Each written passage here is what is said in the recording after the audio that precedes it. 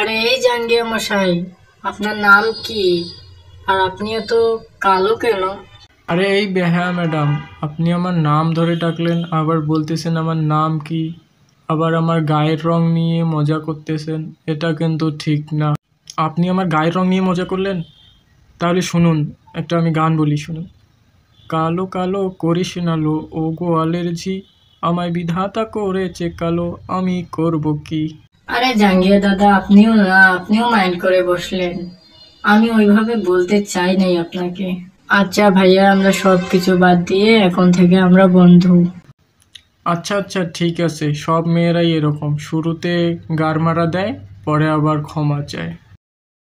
আচ্ছা জাঙ্গিয়া দাদা, আপনাকে একটা প্রশ্ন করতে পারি? হ্যাঁ, করো। আচ্ছা, আপনি কোথা থেকে পড়েছেন? আরে বাড়া, আমার কথা বাদ দাও।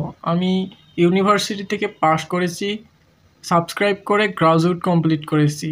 এই যে পাটা এবং পাঠিরা, আপনারা আজকে চলে যান। আপনাদের আজকে ইন্টারভিউ হবে না। আপনারা এই সময় কালকে আবার আসবেন।